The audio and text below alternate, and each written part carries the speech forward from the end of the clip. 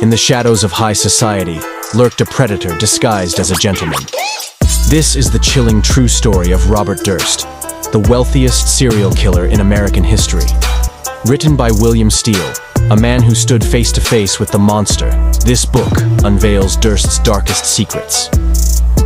From bizarre and horrendous acts to a drug-fueled underworld of depravity, William Steele witnessed it all. Hear the stories of those who escaped, the harrowing tales of survival from Durst's clutches, and the tragic fate of Susan Berman, a mafia princess forever silenced. This isn't just a story, it's a warning, a journey into the mind of a psychopath and into the heart of darkness. Sex and the Serial Killer, My Bizarre Times with Robert Durst, by William Steele and co-authored with Gary Greenberg. The book that rips the lid off the true face of a killer. Available now on Amazon.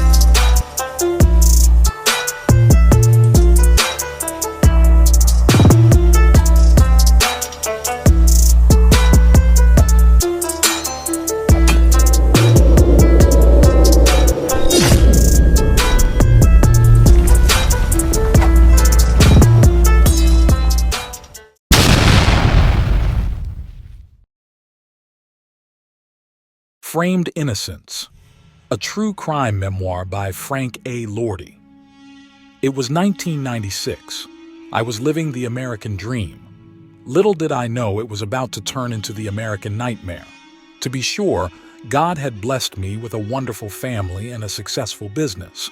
My decision to seek public office in 1992 and a second term in 1996 met with great success. I was serving as one of 3 local county-wide commissioners in Youngstown, Ohio. During that time, the officials serving alongside me were committed to taking on the corruption and criminal activity involved within the political machine in Mahoning County, Ohio. My colleagues and I, along with many good people dedicated to truth and honesty in government, were successful in removing these corrupt office holders and now looked forward to a new day in the life of a government dedicated to serving its constituents. However, there would be a price to pay, in currency printed with the blood of revenge, all powered by a politically motivated doomsday machine, created and orchestrated by these defeated and corrupt enemies of the people, that was turned loose upon those that spoke truth to power. This revenge machine would challenge my very existence and my beliefs in the criminal justice system in this country. Let me take you behind the scenes as you witness this battle of good versus evil, so it may serve as a warning to Americans everywhere that our democracy and government must never be taken for granted, and that we, the people, must be eternally vigilant lest we lose the most cherished prize of this country, freedom. 911. I recall driving along a state highway one day on my way to the county courthouse to perform my duties as an elected Mahoning County Commissioner. I remember on that afternoon I received a 911 page. I pulled off the side of the road and called my secretary. She told me that 2 gentlemen were requesting to see me. One of the 2 men took the phone and spoke to me. "Mr. Lordi, we want you to come down to your office and speak with us, in confidence and off the record. We want you to tell us your side of the story and to cooperate with us in this investigation." This was not a good sign. As I entered the office, 2 men in suits were inside. They flashed their badges, FBI. These agents greeted me in a proper manner. However, within minutes, they proceeded to play good cop, bad cop. I should have called a lawyer at that point, but I had nothing to hide. What could possibly go wrong? I had faith in our criminal justice system and believed that as long as you told the truth, you would be just fine. I decided to speak with them alone in a truthful manner and get back to the work of the people. But soon it became clear they were on a mission, one that would attract statewide publicity and promotions, possibly for some of their task force members, all as a result of a high-profile trial with my incarceration being the top prize. It would become a high-stakes game for power and personal freedom. It would involve lies, half-truths, concealment of critical evidence, and deception. They wanted me to help them in their quest for glory. They wanted something they thought I could deliver: false testimony leading to the imprisonment of their political targets.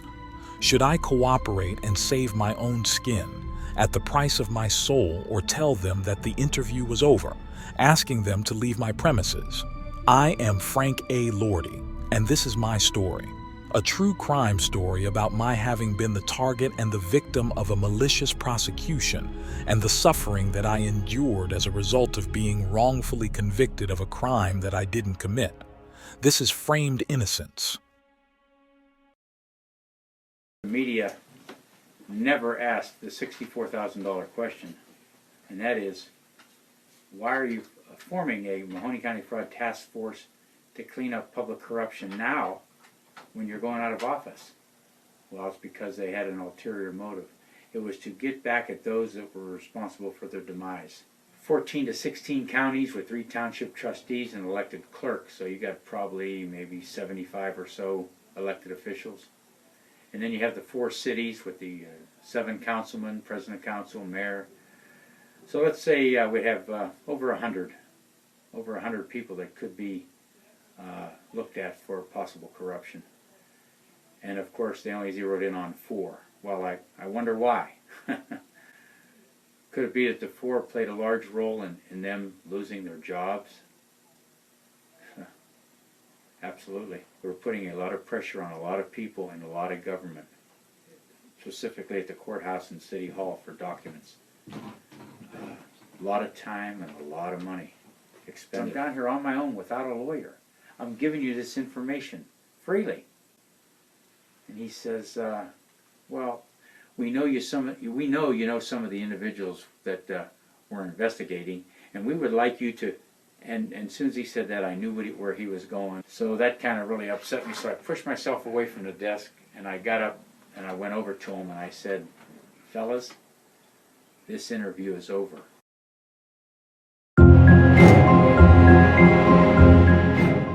Time is critical when you're undercover, where every second counts between life and the barrel of a gun. In ATF Undercover, Ignacio Esteban recounts the pulse-pounding reality of infiltrating America's most dangerous criminal underbellies. From the depths of violent gangs to the web of international arms dealers, he risked everything. His mission: to disarm the armed and dismantle the wicked. These are not just stories. They are battles fought in the silent corners of society, victories won for peace, chronicled by the man who lived it. He has looked into the eyes of evil, walked the fine line of morality, all to make a difference, to make our communities safer. Join me, William Steele, as we venture into the heart of Ignacio Esteban's harrowing journey. This is not just a tale of danger, it's a tribute to unsung heroes. For the brave, the curious, and the protectors of our nation, ATF Undercover is your call to witness the true saga of American heroism. Feel the adrenaline, embrace the courage, and live the sacrifice. ATF Undercover by Ignacio Esteban, available now. The story of a lifetime awaits.